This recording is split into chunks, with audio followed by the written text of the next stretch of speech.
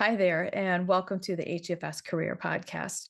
My name is Dr. Lori Bullock, and I'm an assistant professor in human development and family studies at MSU. I teach several courses in the department, and one of them is HDFS 270, which introduces students to this major and to the field of family science. Quite often, students who are new to our major are not quite sure of the career options they have with a degree in human development and family studies. Some students know exactly what they want to do, and some students aren't quite sure and can sometimes feel overwhelmed. And there are other students who are in our major but plan to pursue a career in the healthcare field.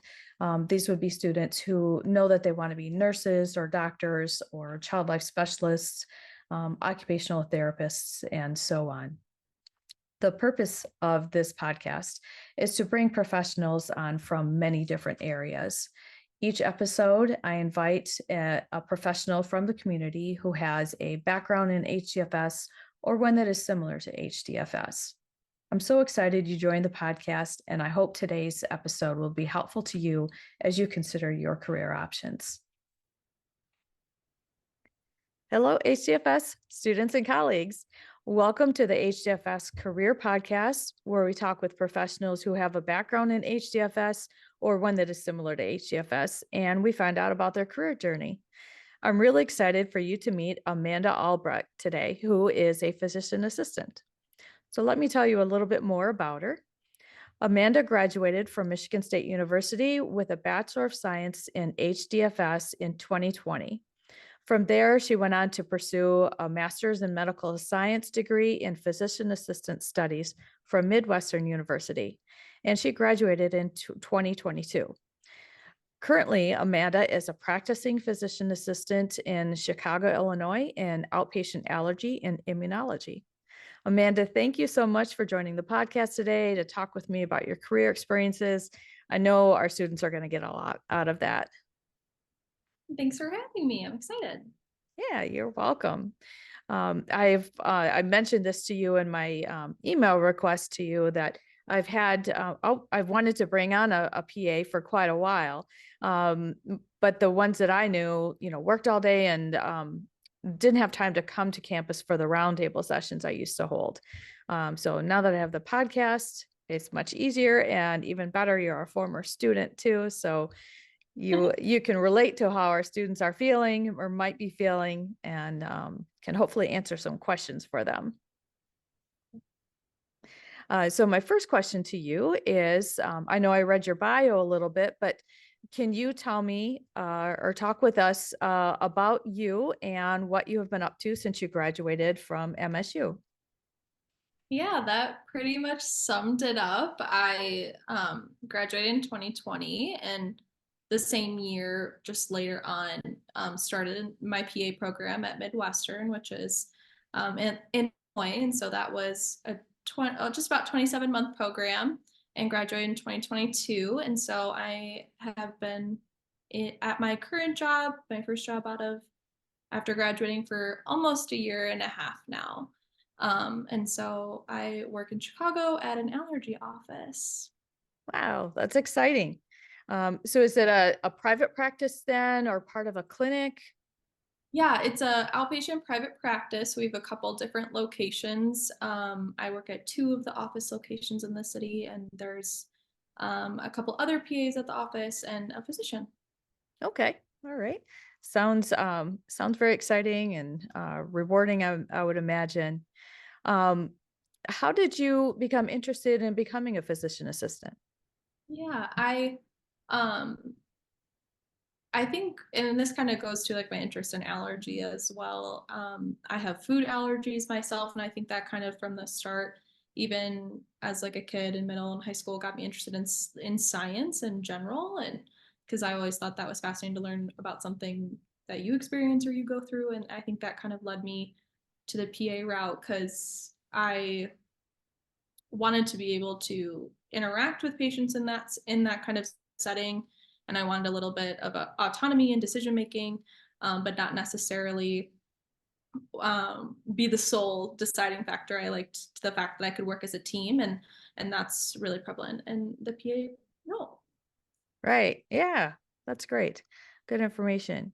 Um, can you talk a little bit about what a typical day looks like for you? Yeah. So like I said, we're outpatient private practice, so it's just like a clinic office setting.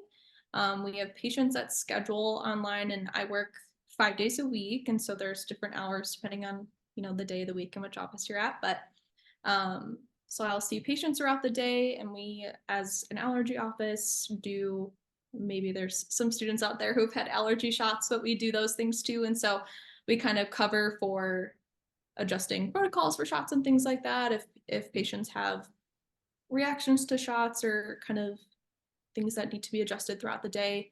And of course, we do some administrative stuff like prescriptions and prior authorizations for medications and all of those sorts of things. Okay. Yeah. Sounds pretty straightforward. But I'm sure every day varies a little bit, but Mhm. pretty straightforward. What was it like juggling work-life balance? How has that been for you? Yeah, it's been interesting in the first year because like this is my first job and first job after graduating. I'm still with the same practice. It's kind of figuring out, okay, when do I leave work at work? And this is my personal time. And it's, I think, difficult for a lot of different, like, particularly healthcare professions, not necessarily just PAs, but other professions as well, to kind of delineate, like, I do get personal time. I'm allotted that, and I need to make the distinction for that. But I think that's why I also chose an outpatient practice as opposed to inpatient or hospital medicine to kind of give me a little bit greater work-life balance, and allergy as a specialty too is pretty conducive to that as well. Yeah, I could see that because I would imagine you don't necessarily need to refer them for surgery for anything other than possibly tubes in the ears or minor procedures. But like you said, not so much reliant on hospital hours. Exactly. Yeah, All exactly. right. Great. Good. So it sounds like you've got it worked out pretty well, but that was a transition or something that you might have struggled a little bit at first with is allowing yourself to have that.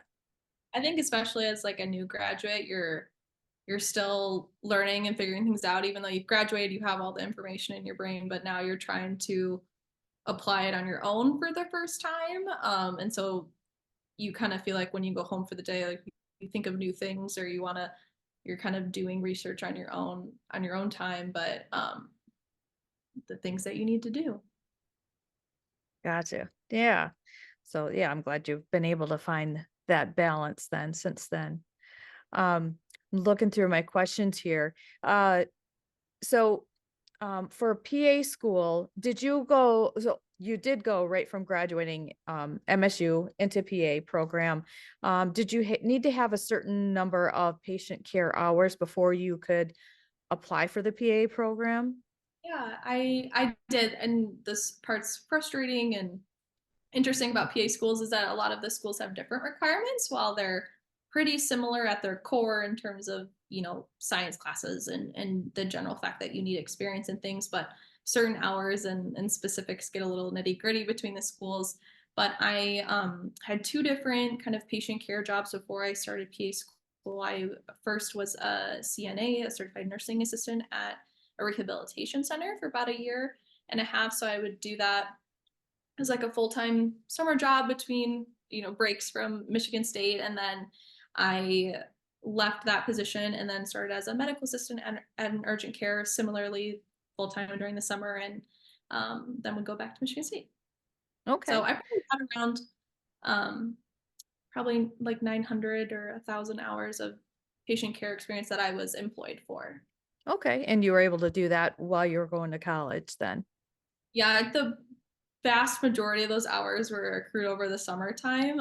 So Yeah. during those breaks, it's pretty hard to maintain it while at Michigan State, at least because the way that I was employed, I'd then have to go back to my hometown and work a shift or two a month to just maintain work. I didn't work a position in East Lansing, but I do know, other students or pre PAs and things that for that reason would get a local East Lansing position for experience. That way they didn't have to worry about getting back to wherever they're at home, and they can maintain those hours during the school year.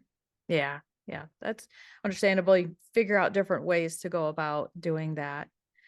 So I am kind of curious. So in HDFS, as you remember, students need to have an internship. Were you able to do an internship at a medical office, like where you worked, or were you able to Yeah, connect it somehow, or did you decide to do something different? I did my HDFS internship at the Willows of Okemos, and so I was with their social service department, and I did that during the school year. Obviously, is when I completed that, but I mainly did go around the facility and do like the PHQ-9s with all of the different residents and kind of work through more of a social work aspect in terms of the healthcare system, which was also really interesting to see. And I think that's where a lot of the different HDFS courses hold a lot of value with the healthcare positions, because when you're so focused on like your core science classes and the actual like science and things behind the medicine, you don't think about all the other social or personal factors that really drive a lot of decision making in real life and in practice. Yeah, yeah, I'm glad you brought that up too. Do you find your HFS background, was that helpful for you when you were in PA school and now as a practicing PA? Yeah, I certainly feel like I have a lot more um, awareness or perception of kind of other factors that go into people's decision making. I think the first time I realized it was probably when we do our like clinical rotations during the second year of PA school. So when you're actually out learning in the field with preceptors and whatnot, and you kind of really understand how insurance plays a role and socioeconomic status and family dynamics and all these things in terms of how people are able to access healthcare or what their decisions ultimately are, because you can make as many recommendations as you feel are fit for whatever they're coming in for, but it's not always things that they can walk away with on the day. Yeah, I think that's really important to have that perspective or that knowledge of those possibilities that things can influence the decisions that they need to make. So, yeah, that's good. Um, so moving on to your PA program, um, if I heard you right, it sounds like your first year was more like the courses. It was the second year more of the application of your skills, like rotations and things like that. Yeah, exactly. So the whole first year, or 12 months straight, was they call it the didactic course. So it's just all coursework. Um, we were on a quarter system, I believe, and so we had, however, 5, 6, 7 different classes a quarter, and just depended on what we were doing. And then the start of the second year, which was technically 15 months for my program, was that hands-on application. So through rotation. So for PA school, you have kind of core specialties and things that you need to complete, like family medicine, and everyone has to do a surgery, and everyone has to do pediatrics and those kind of sort of core elements of the healthcare system. And then we, as a program at the end, would have 2 sets of rotation, were electives. And so we would get to look through the catalog and kind of make a list of things that we thought were interesting to us specifically. And they were kind of randomized into hopefully being matched up with something that you found interesting. Great. And so you were able to get the allergy and immunology rotation then? I didn't, there wasn't one Oh, available, which oh, was different, but I was in kind of a similar match specialty. I did one in ear, nose, and throat in ENT, which we do. There's a lot of overlap, which is interesting. yeah. Okay, great. So it wasn't difficult then, even though you didn't get that kind of a clinical rotation, it wasn't difficult for you to then move into a position in that specialty then. Right. There's certainly a lot of overlap. I think my job specifically had a great kind of onboarding training process too, especially as a new graduate. Like I said, there's a couple other PAs that work there, and so they were really encouraging and they provided a lot of guidance when I first started there. Oh, good. So you had a good support network there, right? Absolutely. Nice. And then for your first year with the coursework, how was that transition for you from undergraduate to those types of courses? Did that go smoothly for you, or how did that work? I think there was definitely an adjustment. It was the pace is so much faster because we were doing quarters and just because that's what the role of the PA was originally founded out of was the necessity to have healthcare providers. And so that's why, some of your scope is limited compared to a physician, but um, not all the way. But that's why they kind of needed to get these healthcare providers out into the workforce. And so that's why the program is shorter. So it goes very quickly. There's very little breaks. And I think kind of standard for basically most of my classes, Monday through Friday, probably 8 to 5. We had classes back to back with, a half hour, 45-minute lunch in between. And the end of the day, you're spent reviewing everything that you had gone over that day and trying to stay on top of things. So it depends on every person, of course. If you've got a great study system down, you probably take more time off than others can. But I find myself probably doing a lot of studying on most, if not all, of the weekends too, just because that was the only way to get through it, at least for me. I can understand that. Yeah, because it would be a lot, like you said, 8 to 5 every day, all day long. That's like, you know, a lot of information at once. Right. So I could see I- where, I've heard the acronym, and I think for PA school, NP school, medical school, all the things is that you're drinking from a fire hydrant is basically the way that the amount of information you're being given in such a short time. yeah. And then remember all of this. Right, exactly. Don't forget that also. Yeah. Yeah. And lots of exams too. Yeah, I'd say probably every 2 weeks you had a true like course exam for whatever, because that's how fast you're moving through the material. It'd be several units at a time. And then it works differently in the second year because you were doing all the hands-on things. You have at the end of every rotation something called an end of rotation exam. Hello, there for the name, but and it's specific to which rotation you completed. And so your surgery one is going to have all questions that relate to that and things that you should have been able to learn on your rotation. And even there are things that you haven't experienced, things that you have to then go home and learn about and research on your own, because not everything on those syllabus kind of present in real life in any sort of course. Yeah. Yeah. And that makes sense. Um, okay. So now you've gone through your core courses and then had your rotations. Were you able to then take your boards right away, or did you need to work some time out in the field to gain some hours before you could take your boards? Yeah, once you graduate PA school, you're able to sit for your board exam at any time. So I probably took my board exam probably 3 weeks or so after I graduated. I wanted kind of time where there was nothing I had to do but prepare for the exam. But I think our program did a really great job because we, throughout that second year, had taken to prepare, because essentially all those they're called EOR, end of rotation exams. They're all the types of questions or things and content that you would see on the board exam. The issue is that you need to have exam stamina. It's a 5-hour exam, and so you need to be really confident you can sit there and go through it, even though you know all the information. It's really just about not getting fatigued during it.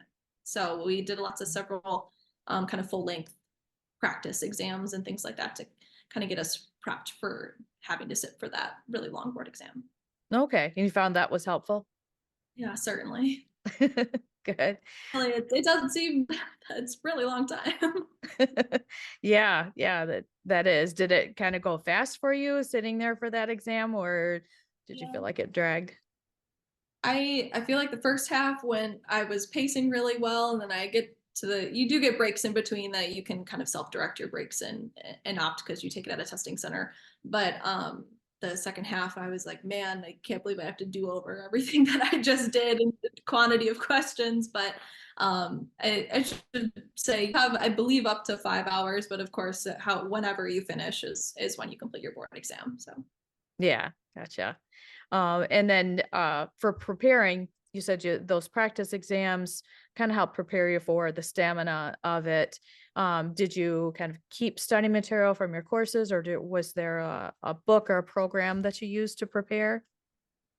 Yeah, I did get a board prep book. I didn't end up using it that often. I just found that it wasn't really helpful for my learning style. I learn really well, particularly from questions and just repetition for certain conditions. So I think I spent most of my time doing practice questions because after a year of studying, the same conditions over and over and over again, I needed it to be presented in a case format instead of just verbatim reading about a specific condition, which is what the board book that I had purchased ended up being like. So it just wasn't as conducive for me.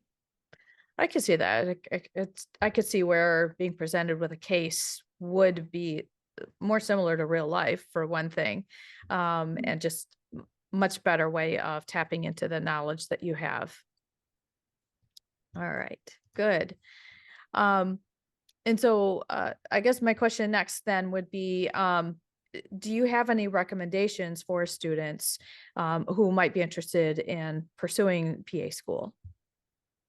I really at State loved my time with the pre-PA club. They were really helpful in terms of like volunteer resources, kind of getting you in contact with other students who might be applying at the same time if you have questions, because the application process is sort of confusing with the system that they use. So it's nice to just be able to bounce things off other people. At least when I was there, they had a great Google sheet kind of the Michigan schools at least, and maybe a couple other bonus just Midwestern schools in terms of their requirements. Like I said, they're pretty similar to the core, but they do have their differences. And so you kind of have to keep straight, well, what class have I taken and which schools could I be able to apply to and things like that. Okay. Did you know which school you wanted to go to, or did you have kind of a range of them, and what was your process for deciding which programs to apply to? I knew I wanted to stay in the Midwest. I'm from Michigan, so I just felt like that would be the best for me. So I really only applied in Michigan and Illinois, just because I also have family in Illinois. And so it was a familiar place because the school is so intensive and you spend so much time. It's nice to have a support system, whether it's friends, family, or anyone else who's around, just get a little reprieve. Nice. Good. So yeah, good information. Um, and so my next question, I actually am almost done. I've got just a few more questions for you. Knowing what you know now, this is somewhat related to the question I had about advice for students, but knowing what you know now, what do you wish you had known earlier in your undergraduate career? I think, hmm, I think it really was that at least because I knew I wanted to go to PA school, I wasn't quite sure how I was going to get there, but I knew that that was my end goal. Realizing that I could have an undergraduate major like HDFS and still be able to reach that, because I think coming out of high school, I was like, I have to be a biology major, I have to be a science major in order for me to go to medical school or PA school or NP school or things like that. But you can have such different backgrounds as long as you hit those minimum requirements. And I think that gives you a really interesting perspective and talking point, particularly in interviews and things like that, because you're not the standard, science major. One of my closest friends from PA school was a dance major, and then with a minor in biology, and so that was really intriguing for her during the interview process as well. That is interesting. Wow, that I didn't know you could do that. I knew. As long as you have all the sciences and things that you require, that your major is it could be anything. All right, great. And it feels like you felt like HCFS gave a pretty good foundation then for a balance from the science. Absolutely. All right, good deal.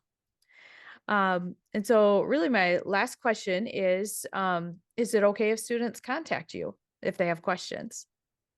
Yeah, Dr. Bullock has my MSU email, and I think she said she'd link my LinkedIn too. So if you have any questions, feel free to message me. I might not be super responsive right away, but I will get back to you. I promise that.